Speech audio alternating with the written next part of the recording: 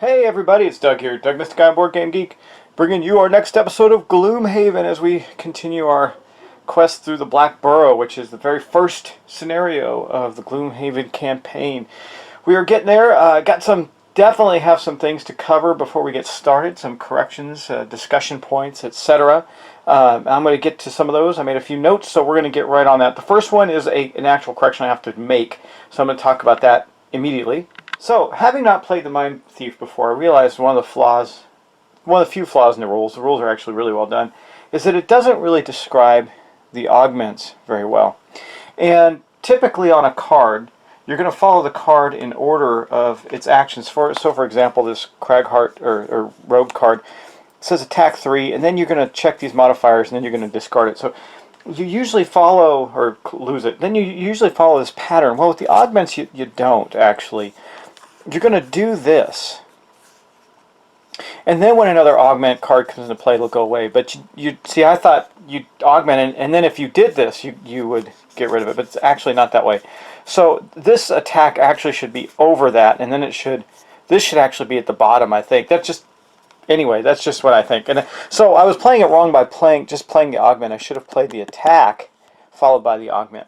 Okay, and also when I added this one that adds 2 to melee, I should have gotten rid of this one. So this one is actually not gone, it's just discarded. So it's actually in his hand now because he did a long rest on the previous turn. So we'll do that one. Now the other one was big debate about the combination of throwing knives and the smoke bomb that we used with the rogue, with our scoundrel. And I don't know, I guess this is clarified in the FAQ, but it certainly isn't in the rulebook. So, I had played this. Invisibility self. On your next attack, while invisible, double your value.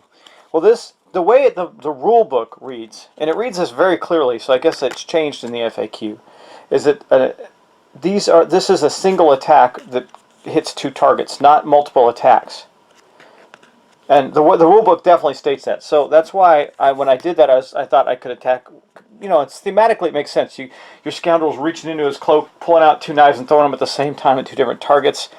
And he's coming out of invisibility. It would make sense that she's able to do that. But apparently, I still debate this. I don't know, because the way the rules were actually written to say the opposite. But the FAQ, I guess, talks about when you draw a card, you know. But then again, you draw multiple cards when you have advantage and disadvantage. So anyway, I don't know if I agree with it, but that's what the FAQ says. So technically, by the rules, I did that correctly, but by the FAQ, I did not. So I'm going to leave it at that. Okay, a couple other things I'm just going to mention is with our guy here, our Mind Thief, I actually did play 2 of his bottom card parts once by accident, and oops, sorry. Okay. Also, I had a couple of movement, they were minor things. The rest of it's minor, but those were the big ones, and I want to talk about those very quickly. Also, someone mentioned to me that Dirt Tornado has range. I did get that, but the way that the characters are positioned down below before when I used the Dirt Tornado and actually hit one of my own guys, it's because I wanted to hit 2 specific targets, and I actually did use the range on it to hit the 2 specific targets. So, that said, let's get on to our next round as we're getting close to revealing the final room, and perhaps we'll find the scoundrel we are searching for the merchant. We'll see. Okay, well I have our next round set up, so we're going to do that. First thing we're going to do is we're going to, the first person that's going to go is Jewel, our scoundrel. She is going to go on 10. She's going to actually not use her throwing knife. We're going to use this first. Disarm 1 adjacent trap. she's going to disarm the trap in front of this door, so that is that out of the way, meaning we can get through there without taking damage. That also gives her an additional 2 experience points, which puts her up to 9. Hopefully she can get some more. And then she is going to do loot 2 and pick up these 2. There's 1, 2, 1, 2, these 2 loot tokens, giving her a total of 4 right now. And that is going to be her turn. That is it, though. She's running low on cards. We don't have a lot of cards left, unfortunately, and she's going to have to do a rest to get them back. Okay, so next up we got Skeeve. He is going to do, yeah, he's going to do move 2, heal self. He's going to go 1, 2 to right here, and he's going to heal himself for 2. That puts him all the way up to full health again. And then he's going to summon his rat swarm. This is not an augment, this is a summoning. So I got to find that token, which is, I think it should be easy enough to find. It looks like it's gray. There it is. Boom. And well, it doesn't matter, I guess. And here is his summon rat swarm. It needs to be summoned adjacent to him, and it will stay in play. And it can move and attack and do all kinds of cool stuff. It doesn't move very fast, but actually, I think I'm going to put it in the doorway itself, right here. Well, let me see if I can. That'll make sense. Nope, I'm not. I'm going to put it right behind the doorway here. It can move in. Maybe I'll move 2 to there and then put the rat swarm there instead. That'll work better. Okay, and that is going to be his turn. So now he's got only a few cards left that he can play. We're getting tight on cards. I don't know if we're going to make it. Okay, then next we got the big guy. He's going to move 4. He's going to go 1, 2, 3. Open this door. And then we're going to have to read some stuff. So let's get out the scenario book, because this door, let me show you, has a specific icon on it. Shows a 1 right there. So that means we're going to read 1. It says, kicking through the door, you find yourself face to face with the reason the bandits chose this particular hole to nest in. Animate bones, unholy abominations of necromantic power. Nothing more to do but lay waste to them. To lay them to rest along with the remainder of this troublesome rabble. So let me get this set up. We're going to get this room set up and we'll get going. Since I don't see us going back to the final room, I decided to bring the action a little closer. I also have to replace the guards card because there are no more guards in here with these actual the living bones cards. So we got a new enemy to deal with, and those are the living bones. And I'll show you their card as soon as I put it on the 7 sides to the 1 side. Oops. Okay, let me show you what the living bones look like. Here they are. We have 1 elite living bone. He's got a target 3, which is really bad. Living bones have target 2, so they're always trying to hit 2 people. So we got to get rid of those guys really bad, really fast. And they're right in the front there. And then we got the archers. Now, because we exposed this room, we are going to immediately draw and see when they go. Have a feeling that my Craghart, now they are going to go right after him, I believe. We'll see. Don't actually interrupt his turn. You just okay, so they're going to attack 1, range +1, so that's pretty good for the archers, and that gets shuffled back in. The living bones are going to shield and heal 1, so that means they have more shielding now than they did before, and that's not good, but they're at least not going to attack us. Okay, still had 1 point of movement left, so we're going to move right to there, and then he's going to do his now we're not going to get this extra bonus, but we are going to get all the rest of it. He's going to do his dirt tornado. He's going to plop it right here. It's got enough range, I believe. Yeah, 1, 2, no, shoot. 1, 2. Yeah, he couldn't get any farther into the room. So, well, that sucks. I was hoping to get all of them in that. 1, 2, he can hit here. That'll get these 2 at least. Oh, man. Well, I got to look up the range. Hold on just a second. So, here's where I'm going with this. It doesn't say that your target has to be the center of the attack. And I think this is where someone was going with me before when I used Dirt Tornado. I probably could have done it this way, I guess. So I could target, let's say I target this elite here, but I make him that spot there because you can orient it any way you want. Then that would mean it would get all 4 of these because it would get him, then him, and then 1 in the middle. So I'm going to play it that way. If I'm wrong, I'm probably not going to do enough damage that I won't be able to correct it. But it says, so it's going to be attack 1, which isn't great because the living bones actually have shield 1 right now. And so they're all at shield 2, which is bad. And the archers, well, one's elite. I might be able to do enough damage to one of them, but we'll see. It really depends on the card that he ends up drawing. And I'm getting his deck out and seeing what we get here. We get his deck. Do I want to do this before I make this commitment? Because with the shields up, it kind of blows. Well, I don't really have a choice, do I? I mean, I don't have a choice. I'm just trying to think if there's a better option. I don't know if there's a better option. What do you think, guys? Just nothing? Nothing? Nothing. I don't know. I doubt I'm going to do any damage to those bones. I'll muddle them. I guess that's the best I can do. Alright. Well, we're kind of committed, aren't we? So, okay. I got his deck out. Okay, well, it's a +1. That's better than bad. So, okay. So, if I target him and make this the radius here, then I hit him for 2. But that Living Bones has a shield of 2 right now. So it just bounces off him. However, it does muddle him. So I think that's the question mark symbol, if I'm not mistaken. I should have a number of those out. Yeah, okay. I'm going to put this on Living Bones number 5 and Living Bones number 8. Oops, I picked the wrong card. I'm gonna have to change out their card. Hold on, I got to get one with more on it, just so I can do it right. I'm not going to go looking for a lower numbered Living Bones. I'll just swap this out. Okay, let's do that. Doing that right now. I'm swapping, just so you know. Okay, there we go. Now I got number 8 and number 5 are muddled, but they didn't take any damage. Now the archer, this archer here, archer number 2, will take 2 points of damage. And he is muddled as well. Let me see if I can find it. Yeah, I got another token for that. Number 2 is muddled. And then we got one more. I got to find another question mark for him. There they are. For the elite there, he is muddled 2. And now he is going to, he does not have any shields, so he's going to take 2 damage as well. Wasn't a terrible start for us, even though I wish I'd been able to do some damage to those bones, because they're going to go. Okay, yeah, that could be really bad. So that was it. Actually, that's all of our turns. I'm going to discard those cards. Yep, that is going to be the end of our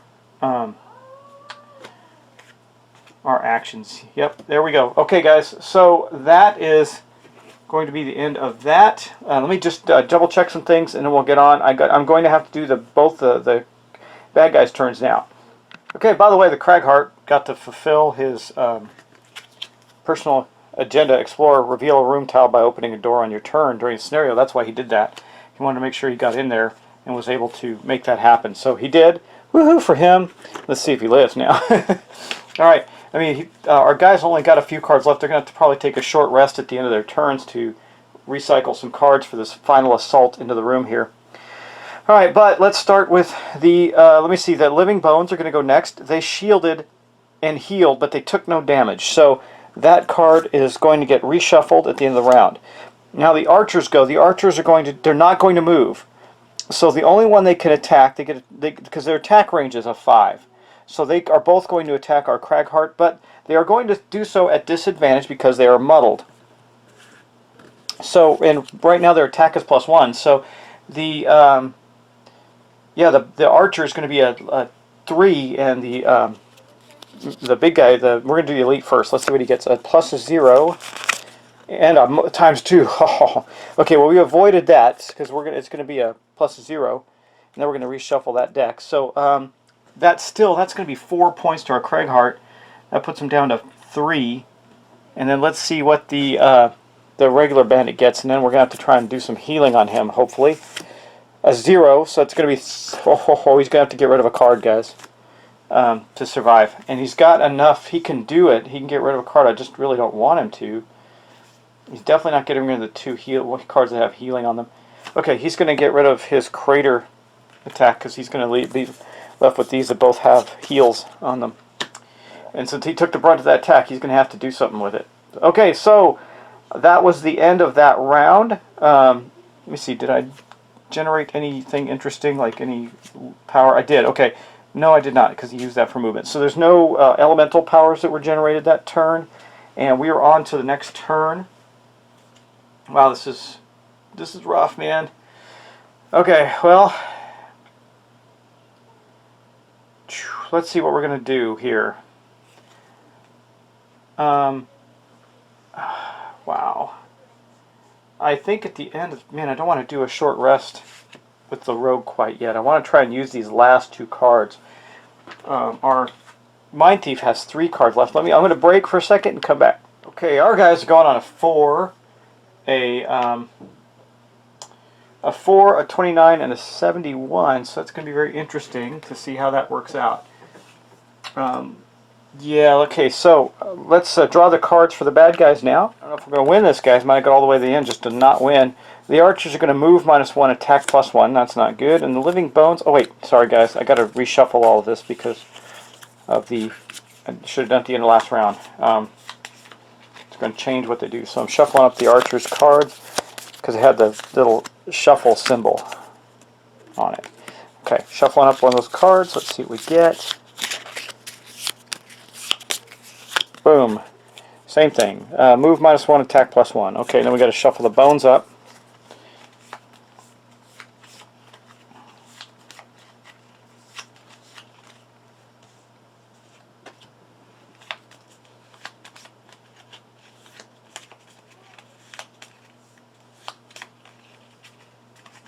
Okay, and I've shuffled the bones up, and we're going to draw one of those. Move +1, attack -1. Well, that's not too terribly bad because they're not going to get to move that far. But they go on a 25 and a 44, so they're going to go before... that sucks. They're going to go before my dude. Oh, man. That's going to change what he's going to do, I think. But that's okay. That might be okay. Might be okay. Okay. Anyway, let's do that. So the first person is going to go as our scoundrel, Jewel. She's going to do a move 5 and a heal self 3. So she's going to go 1, 2, 3 to right there. I think she's going to go 4 to here because one of these guys is going to step in here and attack. And then she's going to heal 3. That's going to put her up to full health, which we need because we're going to get attacked. And then at the end of the round, she is going to do a short rest because she's all out of cards, which means she's going to have to randomly discard one. Let's see what it is, and that'll leave her with only 3 cards left for the rest of this battle. So she's kind of hurting, guys. She's going to have... Oh, well, I'm glad we just used that. Okay, boom, that is gone out of the game. It's discarded. Or actually, it's lost. Leaves her with 3 cards, so she's really got 1 full turn left. And then a short rest again, and then she's done. So she got 2 turns she can get to do something. Okay, that's really the end of her turn. I know I shouldn't have done the short rest yet, but I don't want to forget about it. So the next one is going to be the living bones. Now, the elite's going to go first. He's going to move first, so he's going to move to here. And he's going to attack. I think that's right. Let me just check something. I don't know if he would keep moving because that's his nearest target. That's why I moved the rogue farther away. He wouldn't continue to move for the rogue. Yeah, I think that's correct. Monster movement. Okay, if a monster can attack after its movement, it will move at least in the least number amount of hexes. Okay, so yeah, it's going to move right there, which means it's going to block the advance of this one. That's not a terrible thing. But it's going to leave the archers to be able to take pot shots at our guys. Okay, so that he is going to get to attack, though. And that is going to... I got to shuffle their deck as well because they drew their ×2 out. And so I got to shuffle their attack deck up. And then he's going to get to attack at +1. That is the elite skeleton. Remember, he targets 3, but he's only got 1 target, which is another reason I moved the rogue away. So he's got a strength of 2, though, so he's not terribly tough. Depends on really what he draws. Let's see. A 0, so it's going to be 2 points of damage on our Cragheart. That puts the Cragheart down to 1. No, 4. He's down to 2 right now. Okay, he's down to 2. And that's all that happens from them. So, the next up is going to be our Cragheart, who's going to do... First, he's going to heal himself at range... It's range 4, but he's healing himself. For 4, it's going to put him back up to 6, so he can take some hits. And then he's going to... no, wait, take it back. Heal 2. It's going to put him up to 4. Okay, heal 2, because then he's going to want to... No, I did it right. No, I didn't. Crud. Well, I'll either move 2 and attack, or heal. I think, well, I'll double heal then. So he's at 6 points, and I generated a leaf, but he didn't attack anything. He's just standing there like a clown. Okay, and then he's going to short rest as well, so he gets some cards back. I gotta shuffle these up and discard one, or lose one at random. What do we lose? Oh, one of his heals. Oh well. Okay, one of his attacks too. I mean, sorry, one of his attacks. More importantly, well, he's got a range attack. That's good. And he could do some other things. Okay, well, that's going to be it for him. And then the archers are going to go. They're move -1. They can move up 1. I don't know why they would, because they're within range of the person they want to attack. 1, 2, 3, yeah. They're just both going to attack the Cragheart, who is incredibly healthy now. So he did 4, 5, 6. Yeah, he's almost full health again. That's good. And then they're going to attack him. A -1, so that's a 1. He'll take that. Boom. That's from the elite. Wait, is that a 1 from the elite or a 2? That's a 2. So he's down to 6 from that. And then the regular one gets a -1 as well. Nice.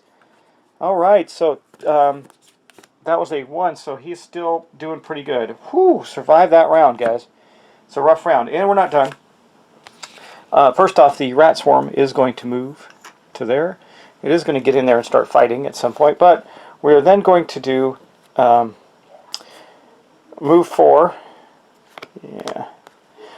So he's going to go 1, 2, 3 to there. Didn't count on this happening. And then he's going to attack 1. So he's going to attack that elite with 1. It's probably not going to do any damage, but it's worth getting in there for. So, let's see what he gets. A 0, so it's 1 point on the Living Bones, has shield. Does nothing, unfortunately. So we didn't do any damage to the Living Bones, but that does give him an experience point, so that puts him up to 8. God, I hate this. We might fail this, guys. I'm just warning you. And then, now this then replaces his... Oh, wait. Before that happened, it's actually +2 attack. So that would have been a 3. So the Living Bones actually did take some damage there. He's got shield 1, so he would have taken 2 points of damage. I'm not going to let that go. They are no longer muddled now at the end of this turn. So as number 5, that took 2 points of damage, and I got to take all the muddled things off of the archer's net. They did not have muddled tokens on for that attack, or did they? Wait, wouldn't they have that if I muddled them on my turn? It lasts till the next turn. So, well, anyway, they didn't do much damage, so I'm gonna leave it alone. I don't know if that was right or anyway. I did not do the second part of this. So I just did the move, and then he's going to it. He attacked, and he got 1 experience point. And then this is going to replace the card, this card here, which will be discarded, and it'll be replaced by this one here, which means he heals when he attacks. That's good. And then, you know what he might as well do also while he's going to do that? He's going to hit the bones with the poison, so he can put a poison marker on the Living Bones there. It'll take extra damage. Since he hit it, he can use his poison dagger. And then he's got 1 card left in his hand, so he's probably going to have to short... But he's got 2 cards. Take it back. He's got 2 cards left.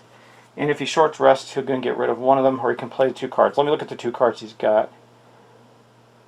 Now he'll keep the 2 cards he's got. Nope, he's gonna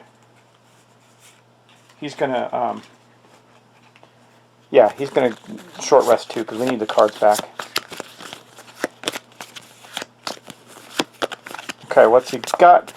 Ooh, his invisibility goes. Oh well, that's okay. We need to go all out combat right now anyway. Alright, that's gonna actually end the round. So that wasn't too bad. Alright. Well, let's see what we get going here for the next turn.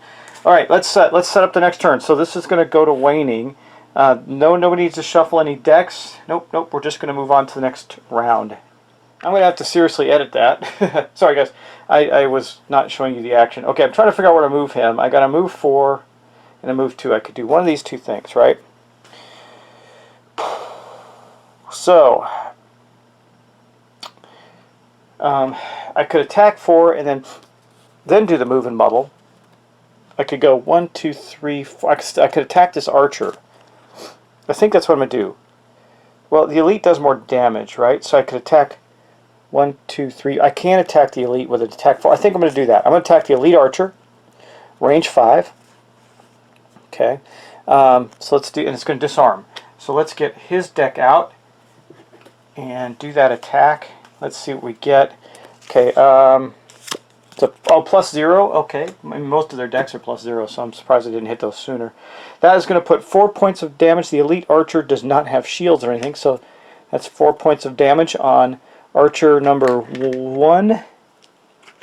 He is, oh, he's already got 2, so that puts him up to 6. He's 1 away from dying.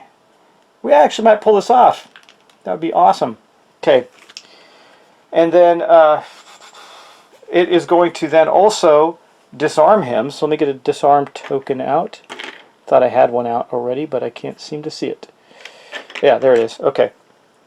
Actually, disarm is a hand. Let's get that. This is the disarm token, so the elite is disarmed as well, so he will not do his damage this turn. And then we have this move 4 and muddle. So he's going to go 1, 2, 3, 4 back to where he was, and he's going to muddle the he's going to muddle the guy here. So that is going to muddle him. So I'll put a question mark on skeleton number 8, and that'll end his turn. So that was a good turn, and also we get to increase this element up, but that doesn't matter. And then we're going to discard these 2 cards. Well, this attack actually is going to be lost. So he's only got, oh man, whew, he's got some trouble. He's going to have to. Oh, I think that was the end of his actions. No, he's got one more in him. Okay. That is going to be the end, though, of his turn. He gets 2 more experience points. That's going to put him up to 11. So I need to get him. This is important because even if we lose this mission, we get to keep these things, the experience, the loot, etc. So he's going to get that. Though I do not think we're going to get to this chest, because now all the baddies are going. Okay, that was the end of his turn. That was Skeeve. Alright, now we got 20 is going to be the living bones. It's going to step here. Wait, -2 movement. Can it move at all? The living bones has a movement of 3. Darn it, so it is going to get to move 1. Bummer. Okay, so it moves up 1, and it's going to attack the one with the least initiative. It's going to attack both of them, actually, because it has target 2. It's going to attack 0. So first it'll attack Skeeve. He's the lowest. And it's going to be a 0, so it's going to be 1 point of damage. So Skeeve is down at 5, and then Midas is going to take a 0 as well. He takes, wait, Skeeve. Nope, yep, that's right. Yes, so Midas takes another point of damage. That puts him at 4. And that is going to be them. Now the archers, I think the archers are going to end up attacking our scoundrel. They're going to attack the lowest one. Well, let me see. 1, 2, 3. Nope. 1, 2, 3. Actually, this archer here is going to attack Skeeve. So, and that's going to be at a -1 attack. But its range +1 is going to immobilize. So it's going to immobilize Skeeve. That's not terrible. It's a +1. Sorry, didn't have it on camera. +1. So that is going to be a 3 points of damage to Skeeve. He's down to 2 now. And then the elite is going to attack 1, 2, 3, 4, 5. 1, 2, 3, 4, 5. He's going to attack our rogue. And I got to remember that Skeeve is now immobilized. He cannot move this turn. Oh, and the skeleton at the end of his turn healed the 1 point of damage he had on him, unfortunately. Okay. Alright, let's see. Down to the wire, guys. Down to the wire. We got to kill all 3 of these things in the next round. We can, except for the skeleton. He's not damaged, but they don't take as much damage. He takes 5. If I can somehow get 5 damage done to him, we'll get lucky. Okay. Alright, well, we're not done yet. He's going to attack our rogue. Let's see what he gets there. Another +1. That's bad. So 3 points of damage to her. She was fully healed though, so she's at 5. And that is going to end their round. Now we got our big guy. He cannot move. I was going to move him. 2, and all adjacent enemies and allies take a point of damage. So unfortunately, that's everyone. So that is going to put Skeeve. Ooh, Skeeve's dangerously down to 1. She's down to 4. And the Rat Swarm actually took a damage. It's down to it. I'm going to put a point of damage on the Rat Swarm card, and then the Living Bones took... I mean, I actually don't have to do that, do I? Because we're going to do this. Because he can't move. He could just do the base action of 2 and not do that damage. I'm taking all that damage back. He's not going to do that. Even though it would do 1 point to the bones, we're going to have to try and get the damage done elsewhere with them. Okay, so next up, we're going to... He's got a range of 2, so he's going to go 1, 2, target it here. Can I do that? I think so. Gosh. I won't hit the Living Bones at all with that attack. The other 2 are close. They might die. They're like the archers could die from this attack if I get lucky.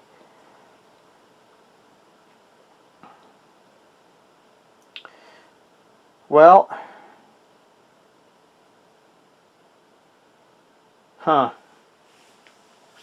Let me look at this again. Hold on. Let me think. Okay.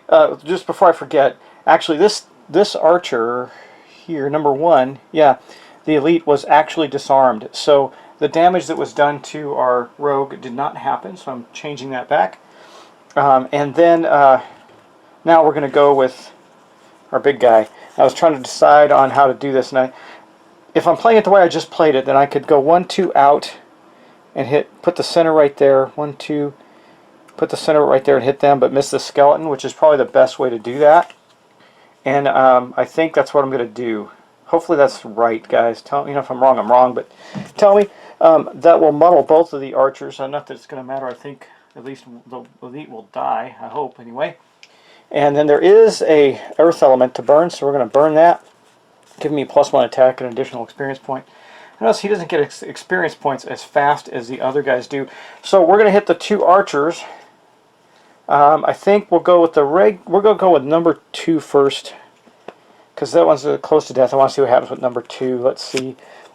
Oh, +2. That's not terrible. So +2, that's going to give him it's an attack 1, so it's 3 + 1 for that's 4. So it's going to be attack 4. That's 6. That's enough to kill a regular archer. Boom! Done. Killed this regular archer. Okay, now the elite up +0. Is that going to do him in, though? Let's see. +0, that's going to be at 2 points. He doesn't have a shield. He's at 2, 4, 6. We got the 2 archers. Oh my god. Okay, well I got to drop loot tokens there, but I don't think it's going to matter much. Due to the fact that... now, I may have totally cheated there. I'm not sure. The area effect thing, I may be doing that wrong, but I'm starting to read the FAQs and stuff, and I'm thinking that's right, that you can do that with the range attacks. Because it says the orientation, etc. So if I target a spot and make that the edge, then I can change the orientation of it. The orientation is can be switched and moved around. So it says an example, attack indicates the figure can perform a range attack 4 in a cluster of 3 hexes, as long as at least one of those hexes was within range 3. So this one was in range 2, so one of those hexes was in range 2. It's right here, and I can place it any way I want. So according to that, actually I'll show you what I'm talking about. It's in the rules, under the range, I think under the area effect thing. Right there. See that attack 4, range 3? That's what I'm using as my example of how I could do that. So anyway, I think that worked, and that is going to then be the end of his turn. But that was a pretty darned effective turn.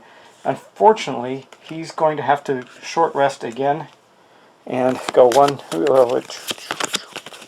And I'm going to do something with Skeeve at the end of the... Oh, he lost this. That's not good. Alright, well, we still have an attack. And he's going to use it because we only have one more enemy. Now, Skeeve, however. Skeeve has got... he's going to have to do this. He's going to have to long rest. He's going to have to pick up one of these 2 cards. His active card. He's going to have to take one and back in his hand so he can do this. I think he might as well unsummon the rats. And, because they're not going to be that... Well, no, he's going to leave the rats up. He's going to take these 3 cards, and he's going to short rest 2, because we're going to have to. And then our scoundrel just has 2 cards left, so this is going to be it for her. Oh, wait, what am I doing? It's hard to shuffle 3. Boom. What does he get rid of? Okay, well, 2 cards left. This is our last round, guys. Let's keep going and see if we can do it. All right. The archers are gone. I don't have to worry about them anymore, but we are going to shuffle up also at the end of the round these cards. The frost element is going to go down along the board, but I don't think it's cold element. It's going to go down 1, but it's not going to matter because nobody can use those right now. And then we're going to draw another one for living bones. Well, actually, before I didn't look at it, so before I do that, let me plan. This does it matters. We have 2 cards each. Okay. Yeah. So actually, this works out okay for her. Oh no, it doesn't. Okay. Well. Yeah. Our rogue's going to go on a 10. Our Mind Thief only has 2 cards. He's going to go on a...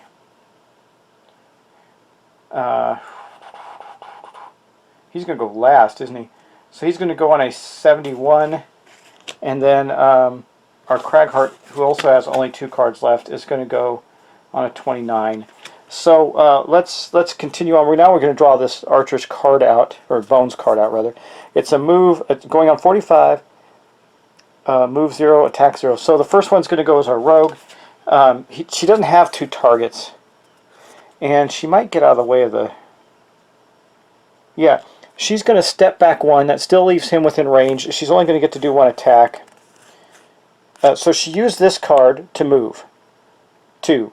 And then she's going to use this card to do her range attack. But you can always default. So she's using the bottom half, move 2, top half, range attack to attack that Bones there, see if she can do some damage. It's a +0. What is that going to do for her? That is going to give her a 2 on the Bones. The Bones has a shield of 1, so the Bones has 1 out of 5 hit points. Ugh, okay. And then that is it for her, and she is done. She has no way to get any more cards back. Well, she does have an active card, actually. Oh, wait, once... Man, I've totally forgotten about this, but it really hasn't mattered much.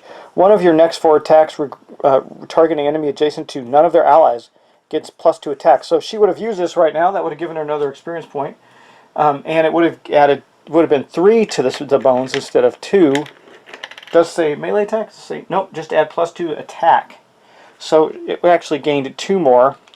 Now, if she discards that card, it actually goes away, so she can't do that. It'll go away. It's not going to matter. She is going to be exhausted next turn. Okay, that is... yeah, that was hers. That's hers done. She is done. Now we're going to go on to... They're going on 45. So up next is our Cragheart. He's going to move 4... Nope. He's going to move 2 just to right here. And I'll tell you why I'm doing this. And then he's going to do attack 3, range 3, all allies and enemies suffer 1 point of damage, which means our rogue's going to suffer a point of damage, but that's not a big deal. And then we're going to draw an attack card for him. I think we're just going to pull this off. -1, darn. So it's going to be 1 more point. 1 more point to the... going to put him up to 4. Well, he's almost dead. If we can get 2 more attacks in on him, we're going to get him. So it's 4... there might be 1 more round left. I'll have to see. Yeah, so he's got 4 of... The Bones have 5, so he only needs 1 more. And then that's going to end his turn, because that's all he did. And that's it for him, too. He... oh, he has Retaliate. Oh, my gosh, guys. This skeleton would have been... This skeleton actually would be dead right now. I've totally botched this, because I forgot about this. Now, this is this... He was attacked by the Elite. The Elite was already... gone, so it's okay. But he was attacked by this guy too last turn, which would have put 2 more points of retaliation damage. The shield does not take effect. He would not have gotten an experience point for it, but it would have killed this guy. Man, I've got to keep an eye on those things. Those are bad. So we actually killed him. All right. Would that have changed anything? I don't think so. But that ends the scenario, guys. So I'm going to pause here, gather for the scenario, then we'll do the cleanup of the scenario and talk about what happens next. It was a mucky round again. There's a lot of complication here. I might go down to running 2 characters. Or I might go to a playstyle where I allow you to give me input, because there's so much to keep track of. It makes it difficult. Just a quick, our scoundrel almost got this. She needed to loot 5, but she only looted 4. And that may have been the thing I do different, as I may not have attacked it. But of course, if she didn't attack it, it might not have died, so I wouldn't have known that. And then for our Craghart, what did he have? Oh, he had the Explorer. He got his. And then the Mind Thieves was fast healer. Your current hit points value must be equal to your maximum hit point value at the end of the scenario, so he did not get that. So the only one that got their battle advantage was, or their scenario advantage was the Craghart. So anyway, we'll talk about that in a few minutes. I'm going to wrap this up and do the scenario end. We did not gather, look at all that loot we left on the table. That is so unfortunate. No money, not a lot of money this turn, but we'll get something. We'll see. So I returned after finishing this scenario, and I want to say that first I want to tell everybody I appreciate all the input that I've gotten on these episodes, and I'm going to say that I'm a little concerned that I am doing the game a disservice because it is so fiddly yet fun. I don't want people to think it's so fiddly it's unplayable, but when people see that the little niddly mistakes that are made are getting nitpicked, I've gotten some emails net about how fiddly the game is and how concerned they are that it won't play right, and I said that's not true. It is fiddly, it's all those things, but playing solo has definitely made it rougher in regards to trying to mitigate errors and things like that. But I'm going to tell you, I'm playing this game with 3 other folks in another session. We're quite a ways into it. We got like I don't know, 8 or 9 different scenarios exposed on the board, and we've done I think 6 of them. And we still are digging in the rules almost every time we play. And that's not really to knock the game. The game is really solid. In fact, it's probably one of the better fantasy combat systems, like dungeon crawl systems for gameplay that I've seen. I love the card interaction. I love these cards, especially the way this works, because you get to augment that, and as we go up levels, you'll see that. But I'm a little concerned. I'm a little concerned if I'm going to continue that or not. This campaign with you guys, because I'm a little worried that I'm not doing it justice. It is very hard to keep track of everything in the game. And so as a result, I'm seeing like tons of little correction comments and things like that. And that is driving people to think that it's too fiddly to play. Because, and look, I've had some other games. I know a guy is recently tearing apart my Fortune and Glory game that I played like, I don't know, a year and a half ago or something like that. And just shredding the heck out of that because there's like all these little teeny little things. But with these kind of games, that's what happens. And it makes it difficult, especially playing solo. I'm sure that there's some people out there who will profess to be absolutely perfect at it all the time, but that's probably not really true. And so there's a challenge there, and I'm just kind of clearing off the mats a little bit as we go on while I'm talking. However, there's a number of things I love, and maybe I'll get to that in a later segment, because I do want to continue on with wrapping up the scenario and telling you what happens next. So, we kicked through the door and we couldn't find the guy, but there were some undead. And then here's the conclusion after we defeated the last of the bandits. With the last bandit dead, you take a moment to catch your breath and steel yourself against the visions of living remains ripping at your flesh. Your target is not amongst the dead, and you shudder to think what horror still awaits you in the catacombs below. Now, this has what they call a linked location, which is the Burrow Lair. And if you can see on here, it says Burrow Lair 2. We're also going to get a party achievement called First Steps. Now, these achievements, somebody said, well, what do they do? They don't seem to do anything. Well, what we find out later is they will make the difference as opposed to, in regards to what you can and can't do later on as far as the scenarios are concerned. They kind of govern the story, so to speak. So it's really neat. That's a neat mechanic, too, the way the global achievements work. They don't always have an obvious answer immediately until later on you say, oh, we have this global achievement, so now that is opened up to us, or it's not, or it's now closed off to us. So it guides the direction of the campaign. I think one thing Isaac should do for this game, which would be really beneficial, is to create because you don't have to tear up the cards. You could keep all the cards in the game, and like I said, I'm just going to bag up the ones that we're not playing with, but create another game board for your sessions, and another set and additional sets of stickers, and that's it. Because then you'd have you could replay this campaign over and over again and still see different things. It'd be really neat. Anyway, you can do that with multiple parties and everything now, but it's a little little tougher. And I guess if you note the global achievements that are earned, but see, the global achievements will change the game world. And so even if you're playing with multiple characters, multiple groups of people, it's going to block off some of the things you do. Anyway, that's my commentary. So we're going to get on now, or I'm going to finish this up, show you what that looks like on the map, and we're going to continue on with wrapping up this session. Okay, so like I said, the first thing we do is we're going to get a new location, which is called the Barrow Lair. The Barrow Lair number 2, and we're going to get that out. Now I'm going to show you this big massive sheet of stickers. I'm not going to show you everything that's on it, but there's the Barrow Lair right there, and it shows you what quadrant it goes in. It goes in G11, so let's focus on that on the board. G11 is actually right there where it says 2, and now we're going to take that 2, and then we're going to line it up as best we can and put the Barrow Lair in place. We know that our bandit, the guy that we're after, has fled to there. So if I line things up as best I can, you can see right there that I can line it up with this tree. Looking pretty good there. Almost got it right. Bam, there. And there's our Barrow Lair on the map now.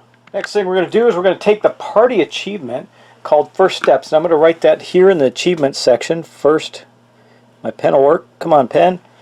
Uh-oh. No bueno. Okay, there we go. First step. First steps, and that is going to go on our party sheet, and then we're going to get down to some individual things. Now we know that right now we can either, we have a choice. We can either immediately go, because it's linked to the Black Burrow. I still think, if I recall, we still have to draw a road adventure on the way there, or we can go back to town, city, and do some things, but we really need some money to do that, and we don't have a lot. So it seems like in this first scenario it's best just to go on to continue to the Black Burrow, or the Barrow Lair instead, which is the very next scenario. And I'm not going to show that to you yet because we haven't gotten there. But anyway, the next thing we're going to do is some character stuff. We'll start with Skeeve. Now, I have looked at his, of course, I'm looking at his deal. He has not completed this, so that's going to stay where it's at. He did, however, complete this. So he completed his Explorer. Reveal a room tile by opening a door. Oh, wait, that's not his. Boom, that's not his. That's, yeah, his he failed at. Fast Healer. Your current hit point value must be equal to your maximum hit point value. He did not succeed at that. He was down to a 2. So, but however, he did get a whopping 12 experience points. So we're going to take Skeeve and we're going to write down that he has got 12 experience points right here. Boom. That is on his way. He needs 45 to hit second level. So that's not including what we get for the adventure. Now, whenever you do a level 1 adventure, you're going to get 6. So I'll just mark it down right now. He's got actually 18 experience points for that adventure. And that's going to be Skeeve. He is all done. I'm going to take this token off him because we don't need it anymore. And I'm going to collect his card. And we're going to continue onward. Here is Jewel. Now we know her big achievement, the one that would retire. Of course, we're not going to get these right now because we're just starting. But that's her Vengeance card. Nowhere near that. But she also failed to get the Hoarder accomplishment for the scenario, which is loot 5 or more money. She got to 4. We just couldn't get that last one in there, but she also got 11 experience points, which is great. So that means she's going to have 17 for the scenario experience points, and she got 2. Each one of these loot tokens is worth 2. So 2, 4, 6, 8 additional gold for this adventure. So I'm going to put gold right there, and that's going to end that for her. So she did okay. I mean, the experience is valuable, that's for sure. But it would have been nice if she had been able to get her achievement. And then we're going to move on to our guy, Midas. Midas fared a little bit better, and I'm not showing you his global card, but he did actually get something toward it. So he's getting closer, and I'm going to mark that on a sheet in a little hidden way so you can't see it. But he did reveal his... he did get his Explorer by revealing a room tile and opening a door. So what that means is, on his character sheet, you see these check boxes here. He is going to get one of these check boxes for completing that. Now, when he levels, this allows him to pick perks. Now, when he levels, he's going to get a perk as well, but for every 3 of these he gets, he's going to get to add an additional perk box to it. He also got a couple of gold. He got 4 there, so that's pretty good. It's better than nothing, or a sharp stick in the eye, or however you want to look at it. And for experience, he didn't get as much. He got 8, actually. So he got 8, that's 14 experience points total. So he didn't do as well on the experience front as the other guys did. But that is going to end actually that's it. That ends everything for us right now. The question of the day is, do we continue on, and do we continue on to the corpse wood and the barrow layer? I mean, as the scenario goes, I'm saying absolutely that's the next direction we should go in. We have not gotten any other achievements yet or anything, so that's really going to stop right there. I am going to think about whether or not I'm going to continue on to the next scenario and finish this or not. Let me know. I'm going to wrap up this video right here. We did everything on the board that we need to do. Write me and let me know what you think. Because I definitely don't want you to get the wrong impression of the game. It's a great game, and if I'm doing it a disservice because there's so much going on, I miss these little things, and they always seem to be the little niggly things. Every once in a while it says a major thing, but I didn't see, really, they weren't. And so I'm questioning whether or not I continue. But let me know, guys, if you're finding the campaign fun and you're finding it valuable. You know me, with storytelling, story-driven games, I tend to focus more on the fun of it than the actual rule lawyering, and I'm going to call it lawyering, of the game. You know, as long as we're being consistent and trying to have fun with it, it's all good. Mistakes will be made. Like I said, even when I'm playing with 3 other people, we're making mistakes, and all of us are veteran gamers. It's just, there's a lot of things going on. You really got to keep track of a lot of stuff. So, guys, let me know what you think. I'm going to end it right there, and I will talk to you soon. So, this could be the continuation to the barrow layer, or it could not be, depending on kind of feedback I get. So, let me know. Talk to you later, guys.